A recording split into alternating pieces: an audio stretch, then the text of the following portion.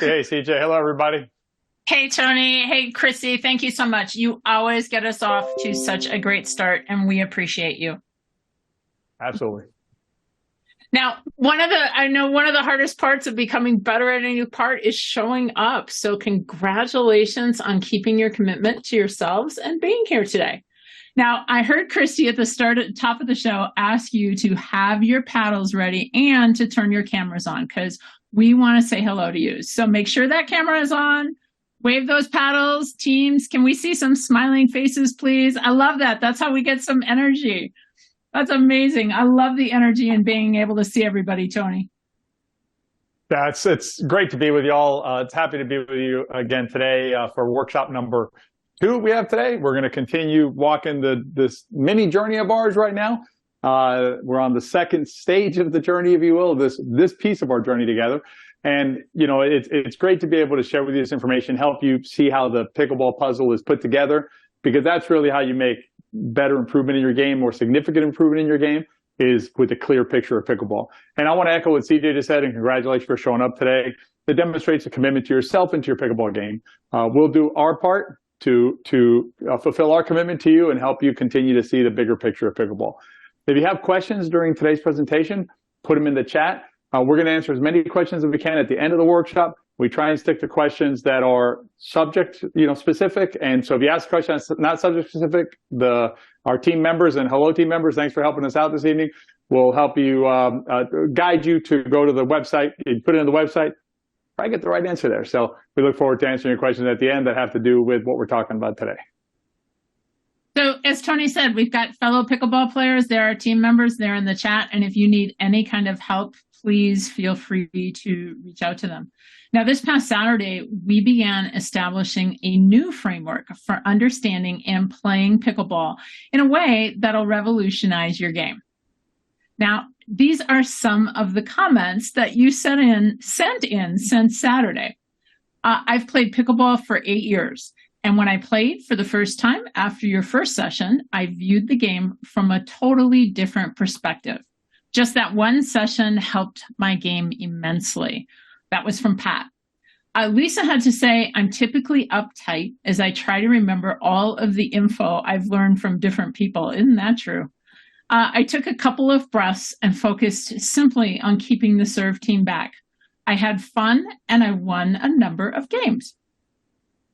Another one said, I want you to know how much I learned from the first episode. I'm a beginner pickleballer and did take lessons where I was taught the basics, but never told why I should be at the NVZ or what to do. Why is such a big thing? That's part of the framework. Debbie had to say, today was the best day for me on the court. I was really in tune to decrease the gifted points. We had a fantastic game. And I love this one because it came back via text and it was short and sweet.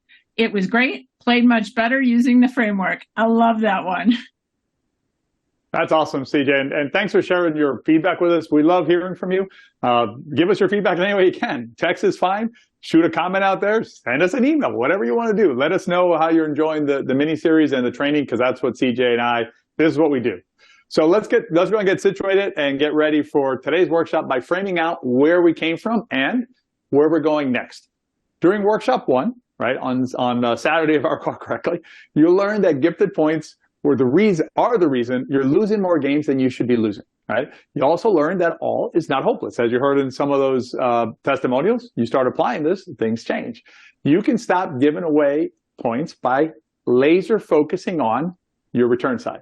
And we gave you 3 specific action items you can start with right now to get that return side spick and span.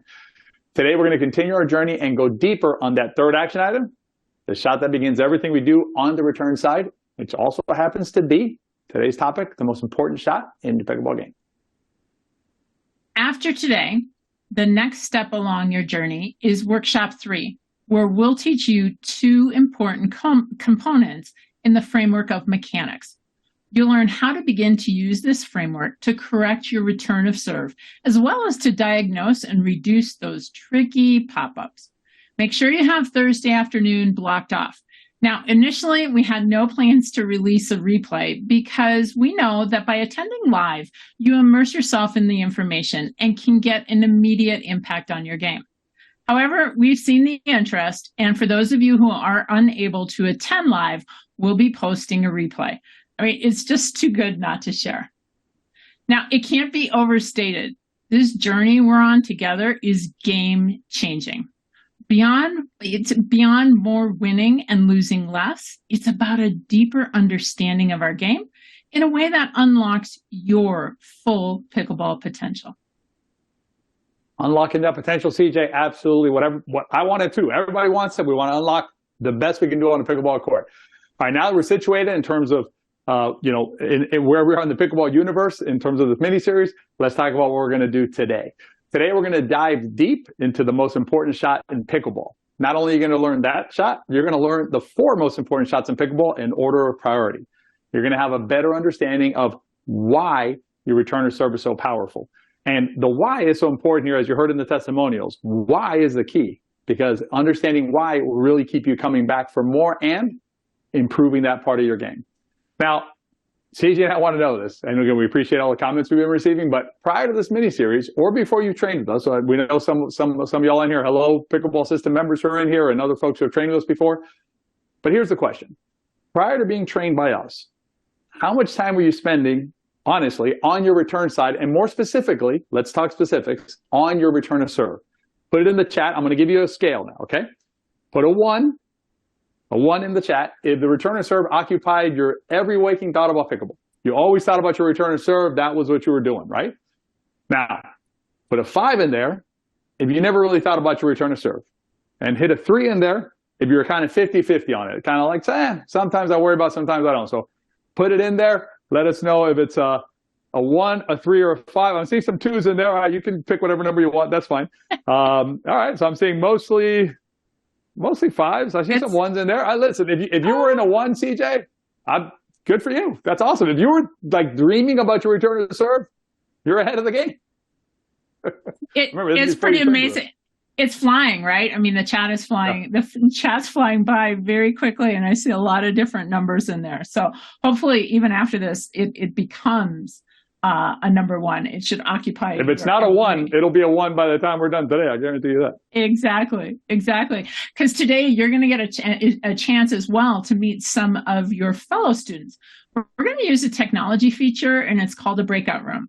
And this is where you get to go into smaller rooms and can see and chat with other players who, like you, are here to learn and grow your game.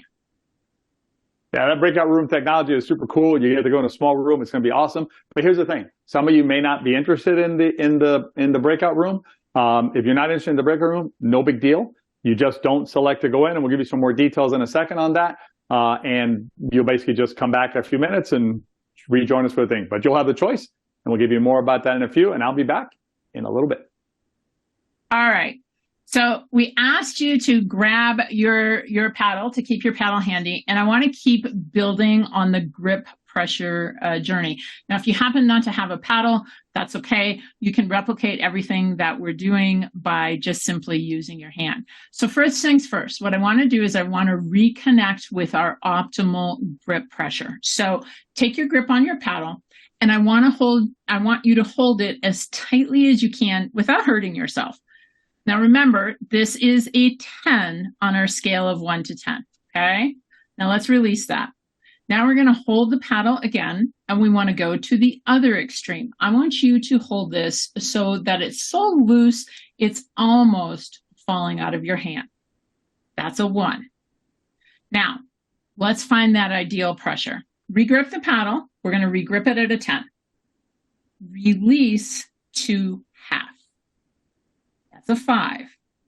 Half again. That's a 3. And that is your optimal grip pressure. Now, I bet for many of you, especially if you weren't here at the workshop on Saturday, this pressure feels way too loose, and that's impacting your game. That changes for you starting with this mini series. So hang on one second, keep your paddle close because we're going to grab it in just a second. But here's the bigger picture that I want to share with you. There's more to grip pressure than just how your paddle is going to hit the ball. This is part of the bigger picture that you're learning in these workshops. And we call this part of pickleball the athletic pillar. It's another way that our approach to teaching and coaching is different from what's out there. The athletic pillar is the mind-body connection, and players are simply not taught, and it has a profound impact on your performance. And I see our slides are jumping ahead just a tiny little bit, because here we're going to talk about the impact of grip pressure on your body, on your mind. So we're going to grab that paddle again. And what I want you to do now is you're going to grip the paddle at a 10. But this time, I want to show you how it impacts your body and your mind. I want you to feel your forearm. Feel how tight that is? How about your shoulder? How about up into your neck? Maybe even into your back. Now, I want to take it one step further. I want you to grip it again. Relax for just a second. Let's grip it again. I know it's hard to keep it really tight, but grip it again. Grip it at a 10. I want you to think about what's going on with your mind. I don't know about you. I feel my fight or flight response starting to activate. You feel it? I mean, the anxiety for me is starting to build up. I'm feeling stressed. I notice my breathing is getting a little bit more shallow. I feel a lot of tension. All right, so now relax that paddle to a 1. Super loose. Nice and loose. Now let's check back in. How does your arm feel? How about your shoulder? Your neck? What about your mind? Are you feeling more relaxed? I notice my breathing has returned back to normal. I'm much more relaxed and I can now concentrate. All right, so go ahead. Now you can go ahead and put your paddle down. So how does that additional tension from holding the paddle too tightly affect you when you play? You probably saw this just a minute ago. It's your performance on the court. Athletic motion is not rigid. And if you want your shots to go where you want them to go, the motion needs to be tension-free. It also causes wear and tear on your body. How many players do you see suffering with arm injuries like pickleball elbow? And then, worst of all, the tension creates a busy mind. And when your mind is busy, it's not focused. Now, you can take this big picture approach to pickleball out to the courts with you the next time you play. I cannot overstate how important the athletic pillar or that mind-body connection is to your enjoyment and your best play. There is so much more to pickleball than just how do I hit that darned third shot. Robert and Pam Smith shared this story with us. My wife Pam and I really enjoy the game and are so thankful for your helpful hints on improving our game, as well as improving our physical health. We're in our 70s and are grateful for the warm-up exercises. Thanks for all you do to help us enjoy the game and hopefully play smarter and stronger.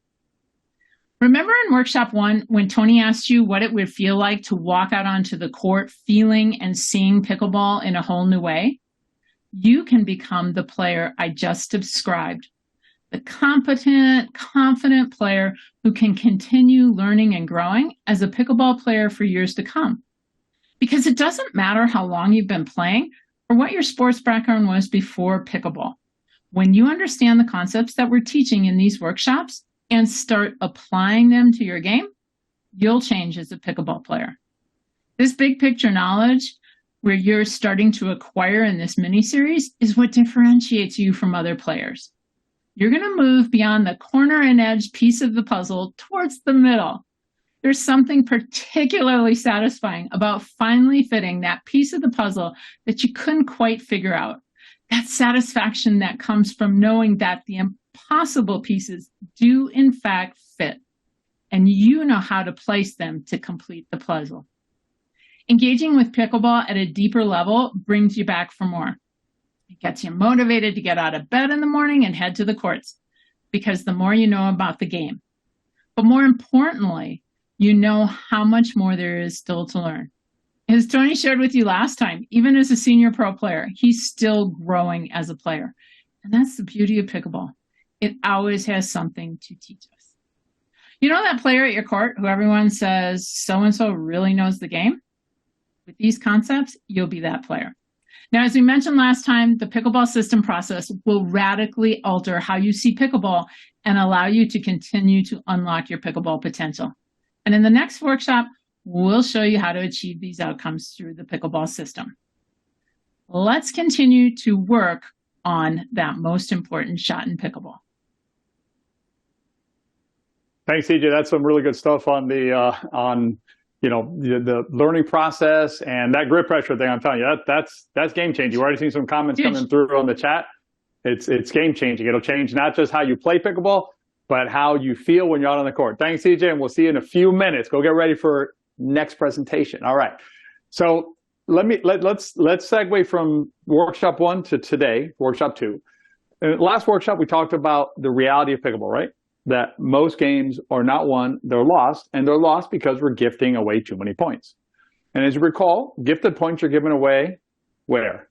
On the return side. And it's there that you're going to start working, laser focus on that, in order to fix that problem, in order to stop gifting away points, making it harder for your opponents to be able to beat you. We shared 3 specific coaching tips with you to help you improve your return side. 1 was about getting up to the non-volley zone line at the time of each third shot. 2 was replacing the hit a winner mentality when you're on the return side to keep them back approach. And 3rd is what segues perfectly with today's workshop, most important shot in pickleball, because what do we say? We said improve your return of serve. And that's what we're going to dive into deeper today. And here's the thing. If you spend the next month focused on nothing else but this one shot, it's going to change your game for the better. And I'm going to tell you this. I don't care what level you're playing at right now. I don't care if you're a pro player. Improving your return of serve will help you right now, whether you're a beginner all the way to pro, anywhere in between. Now, today we're going to continue the conversation about the return of serve, because the return of serve is by far the most important shot in pickleball. And I want to be clear about this with you, as clear as I can be. Okay?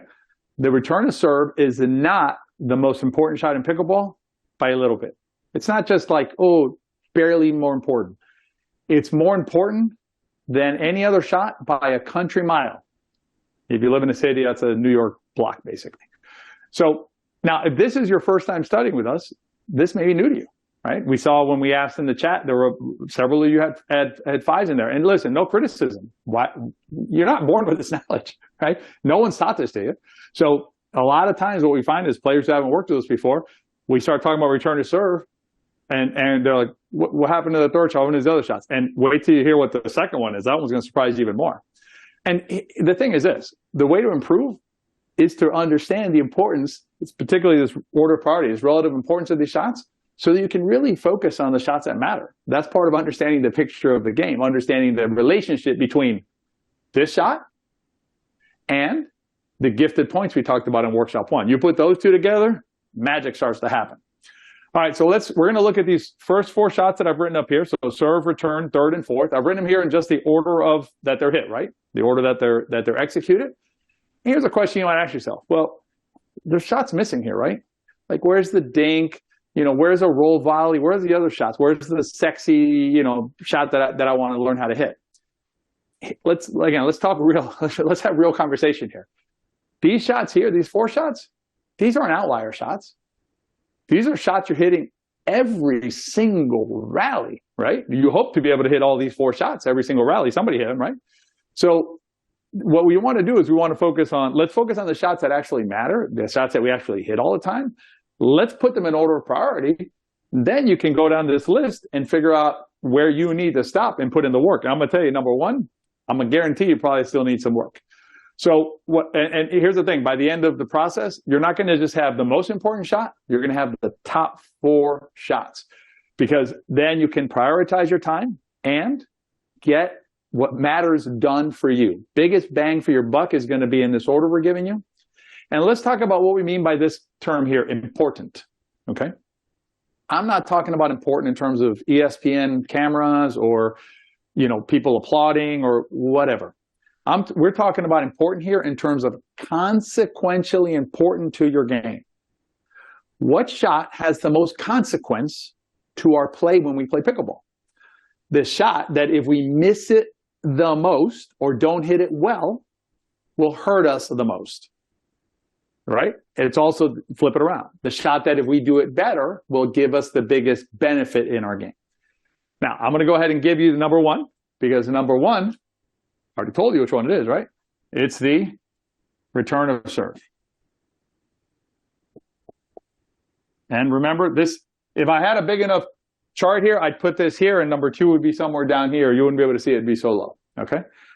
Now, let's check ourselves, right? Let's make sure that we're correct about this. And this thought process that we're going to go through, this exercise we're going to go through, will help you understand why. You keep on hearing the word why from CJ and from me. We want you to understand the why of the thing, because you are intelligent human beings who play pickleball. And we treat you that way because we want you to have the knowledge that we have, okay? So here's how we're going to check ourselves. We're going to compare the return of serve to another one of these shots, and let's see how it ranks. And we're going to compare it to this shot here, okay? So we're going to compare it to the serve. We can pick any of them, but we're going to compare it to the serve. And I'm going to tell you why. When I started playing 8 years ago, there was this lore out there, and I learned it. I put it in quotes because it was wrong. I learned it. Cardinal sin in pickleball. Number one sin, and there was a list. I remember seeing a printout of this, right? Number one error you can make in pickleball, don't miss your serve. Oof, can't miss your serve. Now, here's the thing about that kind of advice, right? This friend at the court kind of advice. And CJ warned you about it last time, right? She said that's one of the problems when you get information from, sources that you're not clear on.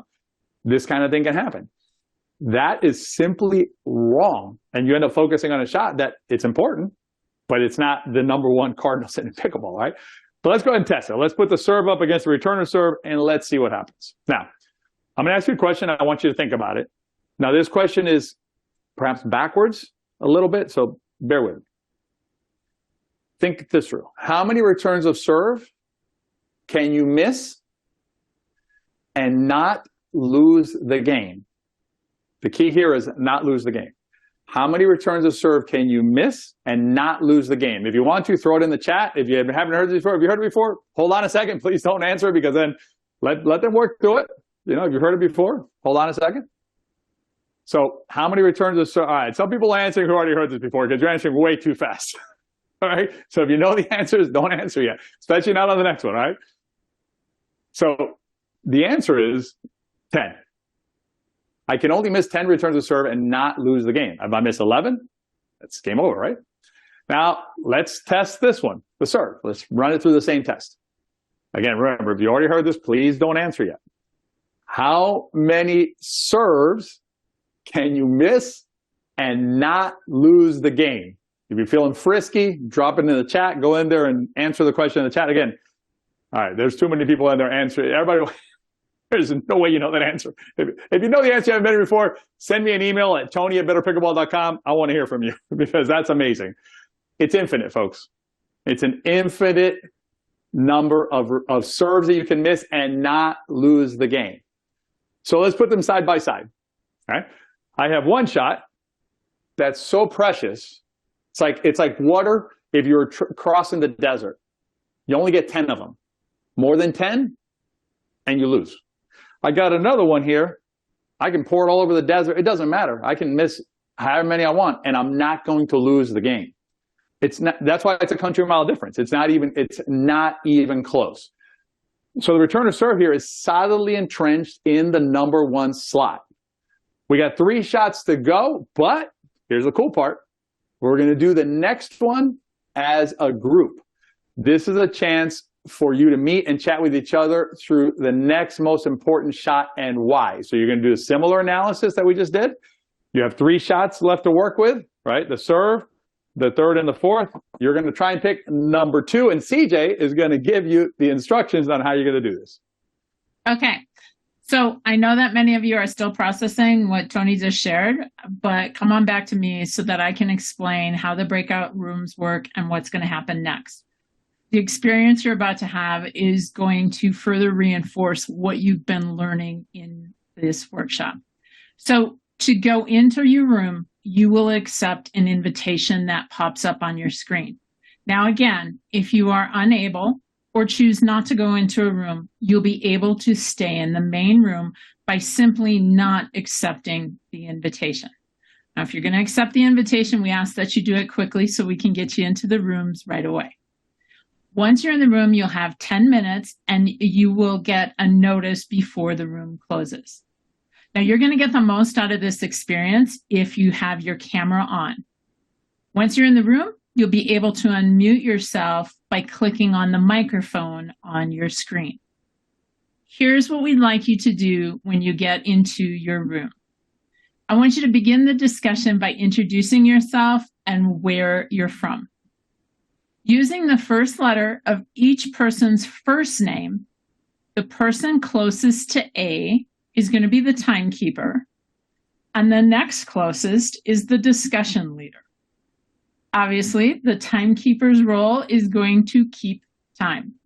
The discussion leader is just simply going to make sure that everyone gets a chance to talk.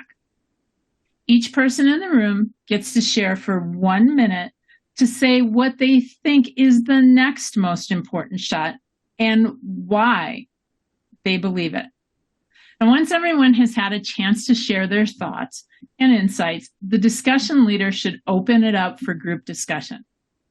Now, if you're a Pickleball System member or if you attended a prior training, please allow the group to have a discussion first and then add your insights at the end. Now, here's just a couple more helpful hints.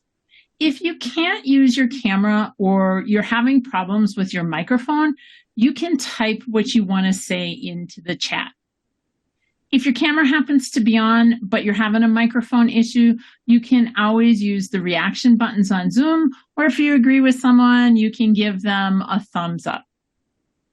If there are only a couple people in your room that are active, and we try and make the rooms big enough so that you get interactivity, but if that happens, that there's only a couple of people in your room who are active, use it as an opportunity to have a more in-depth conversation. You might choose to add a conversation about the grip pressure exercise and the impacts to your body and mind. But it'll be best for you if you keep it focused on the concepts that we've been covering in the system. Fewer people can sometimes mean there's more time for each person to speak. All right, so that's a breakout room. All righty, are you ready to ramp up your experience? Okay, we're going to be sending you into those breakout rooms, so go ahead and click on the button to enter your room, and we are going to see you in about 10 minutes.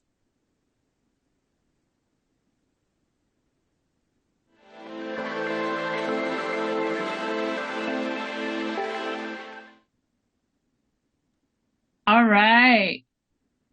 Welcome back. We're back from the ether, CJ. I know. I think a few people maybe missed the invitation or things like that, but hopefully you enjoyed meeting some of your fellow players because one of the things is having a group of like-minded players is kind of like sitting at a table with each other solving a puzzle.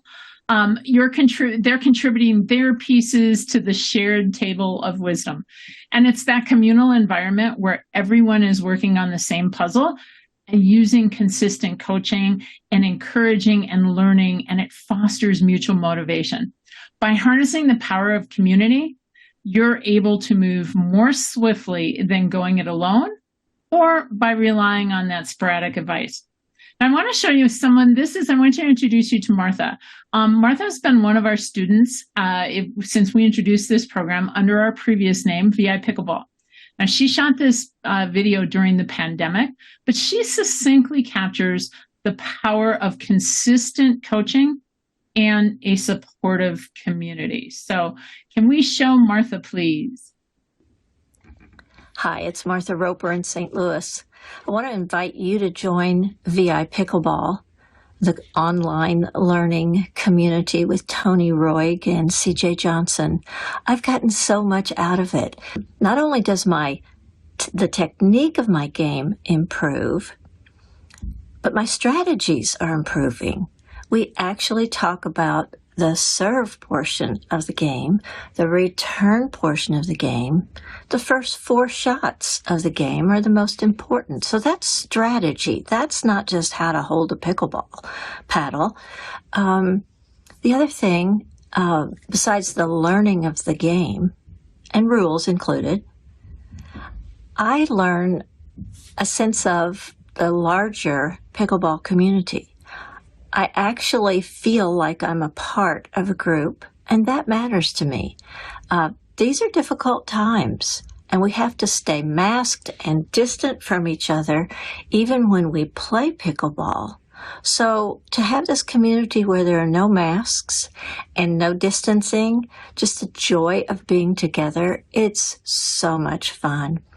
I find the immediate feedback from other group members in our community and Tony Roig and CJ Johnson, the fact that they're listening within the hour, they're thinking about what our concerns are, and they're going to respond to us. You're welcome to join us. We have a great time. It's a wonderful learning community. That's awesome. And you know, it's also always great to hear from a pickleball player who we've been able to work with and, you know, has enjoyed the process as much as we enjoyed teaching Martha, so we're helping Martha. So let's go ahead and give you the second reveal today. And this is one that oftentimes is more surprising than the return of serve. And this is the four shot, because the four shot is the redheaded stepchild of pickleball, if you will. Barely ever spend time thinking about it and doing things like that. And remember the videos that we looked at in workshop 1? How many of those gifted points for missed four shots? A lot, right? All right, let's go ahead and put the last two in. It is going to be serve. And this is another one that surprises a lot. Third shot. Am I saying the third shot's not important? No. What I'm saying is compared to these, it's the least important of those shots. Now, as you know, there are poems written about the third shot. There's a million YouTube videos on the third shot, and it's a fine shot. It's a very good shot. But you have to have these in order before you have to have this one. Now, let's figure out why are these two more important than these two? Framework of pickleball, right? These are the only 2 points. So this one and this one, what? They cost us points when we miss it, and it makes it easier for our opponents to score a point when we don't do our best with them. All right. Now, this one and this one, it's not that they're not important, but right now you want to focus on your return side because you want to stop giving away gifted points. So what we want to focus on is we want to focus on our return of serve. Once that's spick and span, then you move on to your four shot, return of serve, four shot. Once these are in great order, then you go to your serve. Only then after those, then you go to your third shot. Working on your third shot before that is getting things out of order. And that is the reality that we need to face to continue our forward progress as pickleball players. I'll be back in a few.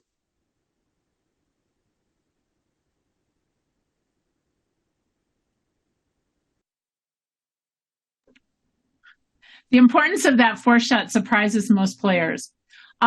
So let us know in the chat, if you have not previously been coached by me and Tony, did you know that the four shot is the second most important shot in pickleball? Put a Y for a yes or an N for a no. All right, it's going pretty fast. I'm seeing kind of a little mix, Y and N. This is how the process, oh, okay, we got our graph going up. I love that. I can't, it's kind of small. I can't really see which one is which. I see a little Y and a little N that's small on my screen. So it looked like about half knew that its importance and the other half perhaps did not. See, the thing here is this is the process that you're undergoing. This is the transformational process to your game because you're understanding pickleball in a way that's much deeper than you did before we got together. The four shot literally is a shot. Its spot is on the Foss approach pyramid. And now that you have a better understanding of how this shot works within the framework of pickleball and the interplay between the two bounce rule and the scoring rule that we talked about in the last workshop, you can better appreciate the importance of this shot in the bigger picture of the game. What this means is you are now seeing more of the puzzle. And this is the pyramid that we introduced you to in workshop 1. The top layer of the pyramid is the framework. That's the big picture of pickleball, how the game is constructed. From the framework, we move down to the objectives. Once we have those objectives, which are based in framework, we can head down to our strategies or the optimal methods to achieve the objectives. And then finally, we get to the shots, the actual shots you'll be hitting while you're playing. You want your shots to be consistent with your strategies and your objectives. Shots and strategies by themselves are just individual puzzle pieces. Most players don't know how these pieces work together because these players don't have a puzzle box to guide their play. What you're starting to do in this mini-series is to replace the question marks with the FOSS approach. Understanding the framework and having clear objectives is how you assemble your shots and strategies, or the pieces, into a correctly completed pickleball puzzle. The FOSS approach is your pickleball box cover. It guides you to your best play. Now, as I mentioned earlier, most pickleball players lack this sort of unifying guidance. They don't have a clear picture of the game. What about you? Do you have a puzzle box cover for your pickleball game? A picture that guides you on how to put your pieces together? This is the pathway to learn to piece together the pickleball puzzle effectively. And the concepts that you're learning during this mini-series, and you'll learn much more in depth inside of the pickleball system, are concepts that actually help your game in a transformational way. No noise and no distractions. So you now know secret number 2 that Tony and I promised you. The return of serve is the most important shot in pickleball. Let's learn a little bit more about it.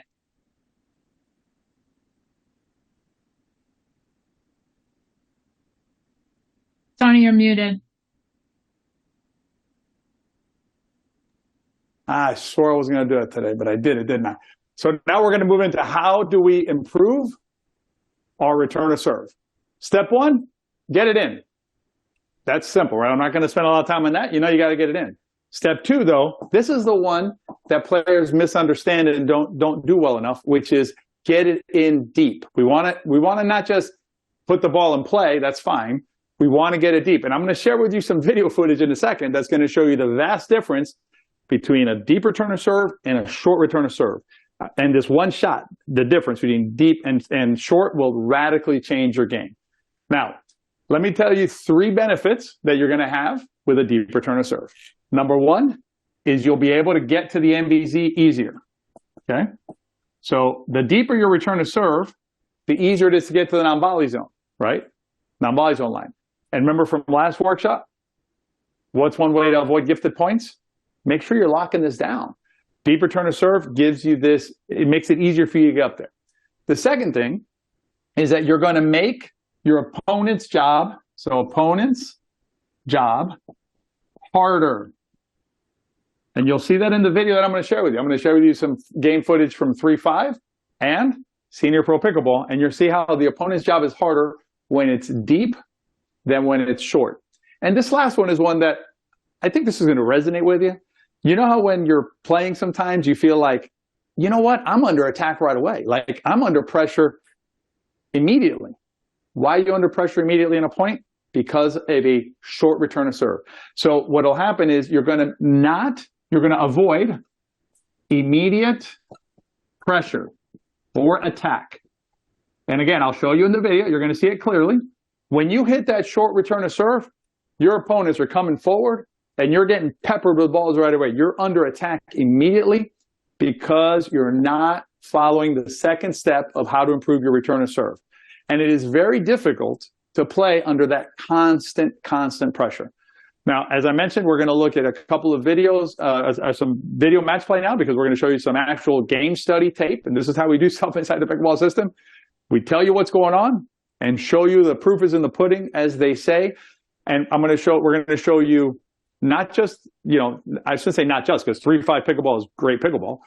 But what happens sometimes is pickleball players see this and they say, that's beginner stuff. It's not beginner stuff. I'm going to show you Senior Pro Pickleball point in a gold medal match at a PPA last year that I played in, where we had a short return of serve and a deep return of serve. The difference applies no matter level of play. And I will tell you that even at the pro level, the young pro level, short returns of serve are a problem. So we're going to run some video now, and I'm going to show you that these principles, if they're not adhered to, The results are the same regardless of level. As we move into this, no criticism intended of any player here. What we're going to look at here, this is that 3-5 US Open gold medal match. And tell me if this doesn't look familiar to you, where you basically, you short return to serve, and all of a sudden, getting peppered, just getting, oh my God, getting blown up. The poor lady at Navali was getting blown up with balls, right? With shots. This next return of serve is the exact same player hitting the third shot on the other side, right? The darker salmon shirt there. It's the exact same player. But watch, it's a deeper return of serve. Look how nice now. Now I can't get attacked. One ball down the middle. We're out. No problems. Short return of serve, attack. Deep return of serve, no problems. We're going to see it now in another match, two scenarios with this is the senior pro match. So I'm playing on the right side here with the gray with my partner, Leslie. Leslie's going to hit a short return of serve. Now, look where she is at the time that she has to deal with this four shot. We're in trouble here, folks. This is bad. If you're the return team, this is not how you want to be. Off the line, trying to fight, trying to get back up. We're the return team. We don't want to play like this. We want to play easy points. We don't want to play difficult points when we're on the return side. And eventually we just, we miss a shot and what happens? We lose the rally and our opponents do what? Score a point. This is the very next rally. The very next rally in the same match, you're going to see a deep return of serve. Let's compare Leslie and I, again, on the right side of the screen. Let's compare Leslie and I here on this deep return of serve. I hit a deep return of serve to our opponent, Dave. Look at that. We're up. They're back. We're in good shape. We're not getting attacked. There's an opening. Boom. Easy peasy, right? So the key takeaways that I want you to take away from this thought process is that, many of the difficulties that we face when we play are the result of a short return of serve. That's what's setting the stage. And a deep return of serve is going to set the stage differently for you, much better for your team. Your number one priority right now when you're playing pickleball is going to be to have a consistent and deep return of serve. This is how you want to play pickleball. You want to play easy rallies when you're on the return side. And a deep return of serve is how you do this. During workshop 3 on Thursday, we're going to give you very specifics on energy and trajectory. I've seen some questions in the chat about mechanics of the shot, technique. We're going to get into the technique on workshop 3. But I'm going to tell you something real quick here. First, you got to understand why. Why should I hit it there?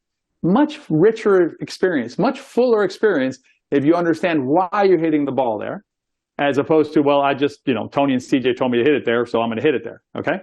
So we want you to have the why, to have the richness of the why.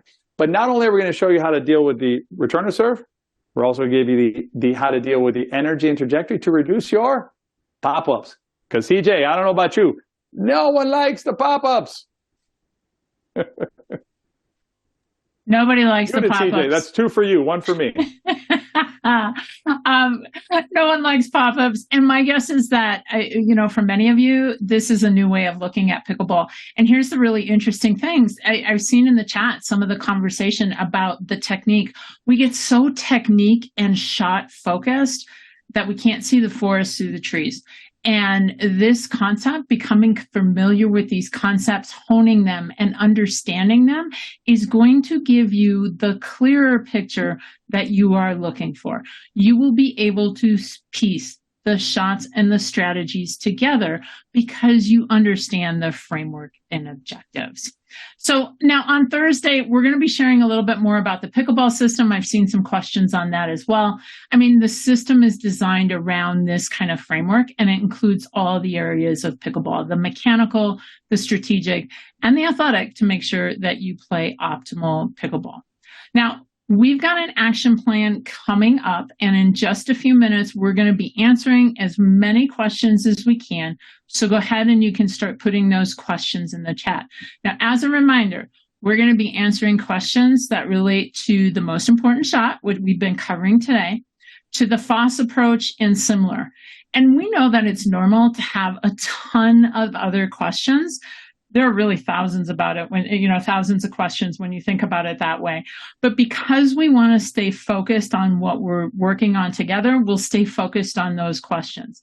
And this is frankly what matters most to your game. And it's part of the learning process. Many of you are having problems with your games because you can't stay focused. You're doing this shot today and that shot tomorrow. Staying on track is key if you really want to improve. So as you put your questions in the chat, we're going to go ahead and pivot to your action plan with Tony. All right, I got 3 things on here for you. First one is focus on your return to serve, and particularly the depth. What's going on there? Notice when you return short. See what happens to you there. Make sure you check out the video for the next workshop. Much fuller experience, much richer experience. You get more out of it. If you check out that video beforehand, you'll get a link this evening. And then make sure you have on your calendar on Thursday, September 14th, 4 Pacific, 7 Eastern. One last thing, bring a paddle. Bring a ball next time too. We're going to bounce some balls around, show you some ideas there. So, we'll continue along the pickleball journey. Hey, Tony, I have a bonus tip for everybody. When you go out to practice your return to serve, make sure to check your grip pressure periodically. And a really good way to do that is to take, I'm right-handed, is to take the paddle out of your hands between points. And then do the exercise that we did earlier in the workshop. Grip to a level 10, then go down to a level 1, and then go back to the 10, 5, and 3, because 3 is that ideal grip pressure. And I'll just start by answering 1. It's the ideal grip pressure for all the shots. Let's make this really simple. Let's not complicate pickleball, because as players, we love to complicate this. We don't need to have 1 pressure for the serve and 1 pressure for the return and on and on. So Lee Walker, that's answering your question. All right. I also, before we jump into... Go ahead. I did want to say, though, before we jump into questions, I know Tony told you to bring your paddle to the workshop because we are going to talk one more time about grip pressure and how it leads to some of those nasty pop-ups. So he said paddle and a ball, so bring those.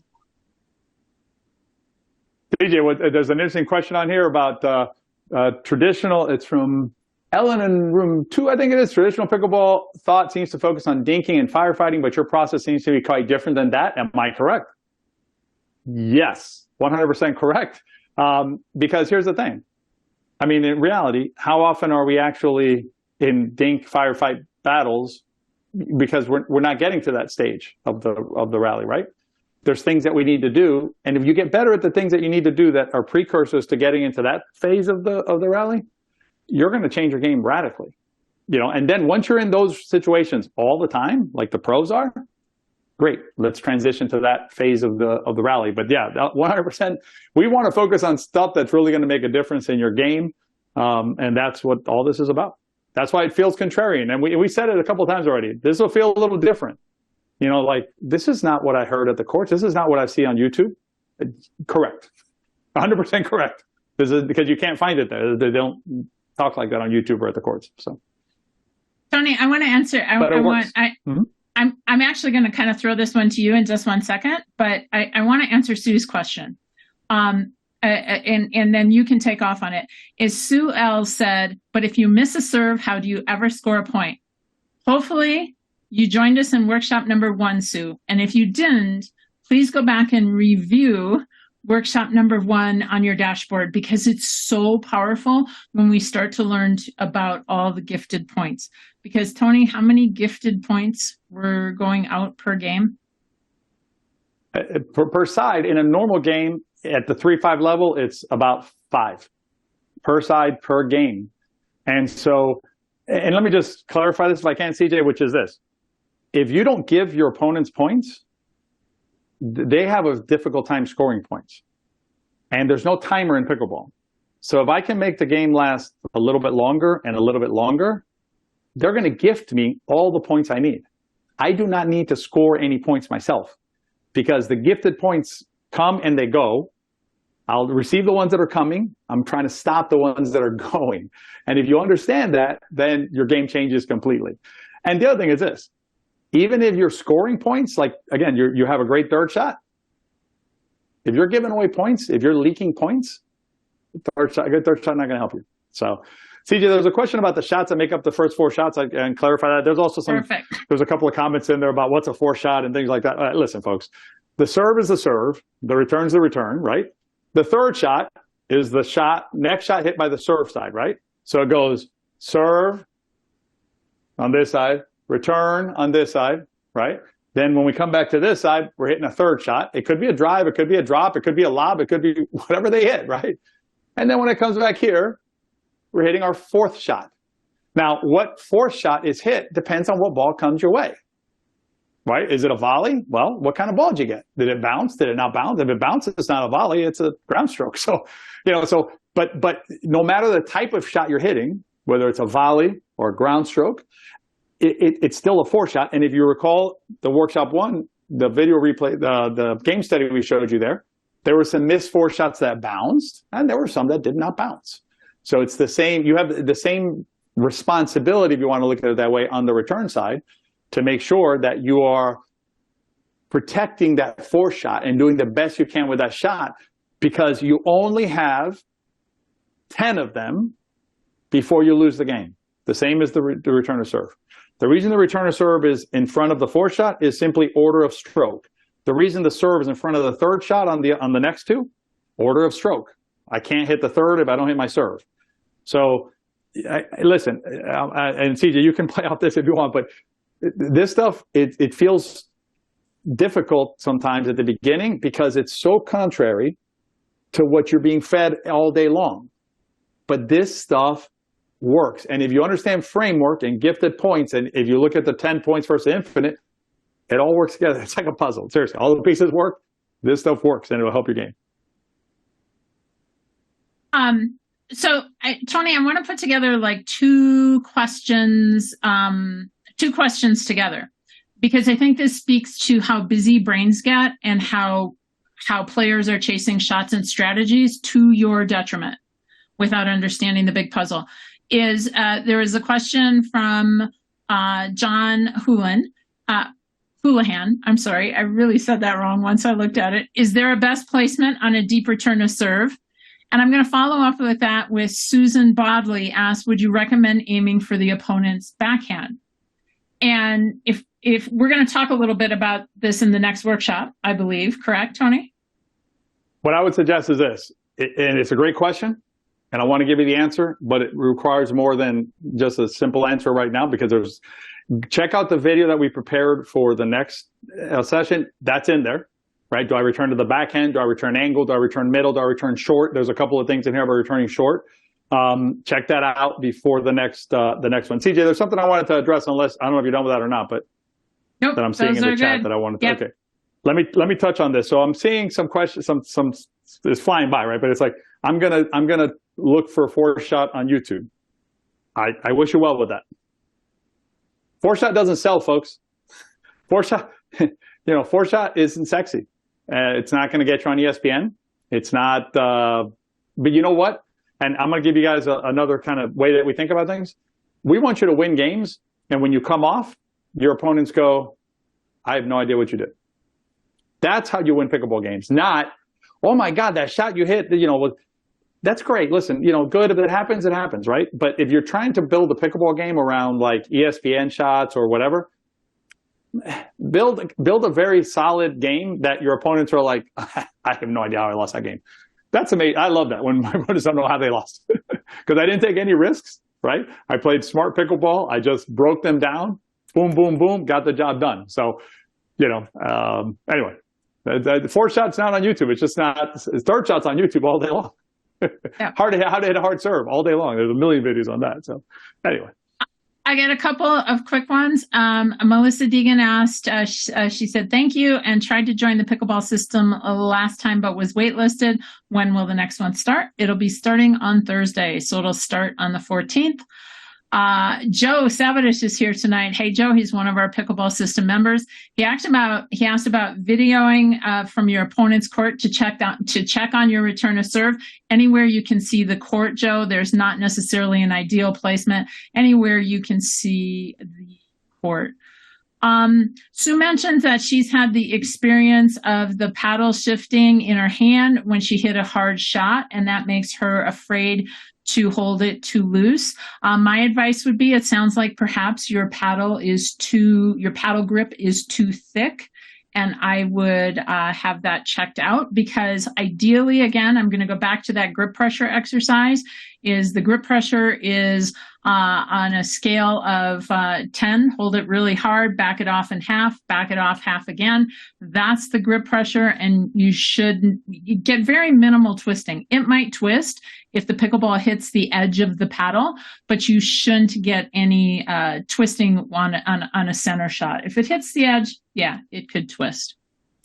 And the thing is, on grip pressure, like 3 is a good if you had to pick if I had to pick my poison, I'd use a 3, and I'd take some of those. It's torsion in your paddle that's happening. If you can do it, if you're hitting a shot that's farther back from the net, you can squeeze a little tighter. Someone's smashing it, you want to, you fall out of your hands. That's okay. But generally speaking, a 3 to a 4 is going to be a much better for every shot. And that's the other thing too, folks. I'm seeing some things in here about I do this sometimes, I do that sometimes. There's nothing wrong with sometimes pickleball, but we think in terms of all the time pickleball, meaning the stuff that's big picture, a deeper turn of serve, like we're going to work on more on Thursday. You hit it where we're going to show you on Thursday, and you're going to be fine. You want to do other things with it, that's up to you, but you don't need to for the big picture and to get the benefit out of the shot. So same with grip pressure, I should say. Let's see. A couple. That's the question. What about the drop shot? That's the third shot. Third shot could be third shot drop, but that's the 4th on the list in terms of priority. Important, but not as important as the other ones. Kathleen wants to know about the correct position of fingers on a grip. Again, it's about the grip pressure. As long as you're holding the paddle and you're holding the paddle comfortably. Are there some ideal grips, more ideal grips than others? Absolutely. We highly recommend a continental grip. That's a whole different subject. What's really important right now is whatever grip you're using, adjust your grip pressure. That's the first place to start. If your finger's on the paddle, I happen to know a senior pro player who's in Orange tonight who plays with a finger on a paddle. I don't. It's whatever makes you comfortable. There's a lot of things in pickleball that are dealer's choice. What do you like to do? There's some things in pickleball, like a deeper turn of serve, that are kind of non-negotiable in terms of the effect that they have on the game. So big picture. This is from Julie McClure. Return to serve and the 4th shot do not score any points. They just prevent the other team from scoring points. How to improve your game when you're on the serving side? Don't worry about it, because they're going to gift you points. Stop. Listen, if you want to win more, you got to lose. You got to lose less. It's just the fact. And so you can work on your serve side too if you want to. We know you play the serve side. Inside the pickleball system, we have some tips that you can use while you're working on the serve side or while you're playing. But the focus should be on the return side if you really want to make improvement. Patty, this is from Patty. I think it's significant that you're saying a third shot instead of a third shot drop. Is this just because you believe the third shot drive is just as important? Not necessarily. We're just talking about the order of importance of the shots in terms of your game. This is strategical. So this is big picture and this is framework. It could be, listen, it could be a drive, a lob, a drop, whatever third shot it is. It's the least important of the first 4 shots. Okay. All right. I think we covered it, CJ. I think we have covered it. All right. Well, all right. So, those were a ton of excellent questions. And so when you go, if you would, when you go back on the dashboard, that's the place where you had to hit the button to get into this meeting. You are going to see a question there about your key takeaways from this workshop. So if you did, if you see that there, please tell us what your aha was for today. Congratulations again to all of you. You have taken yet one more step towards losing less and playing better. Let's keep it going. We're going to see you in the next workshop on Thursday. Have fun out there. Have fun, everybody.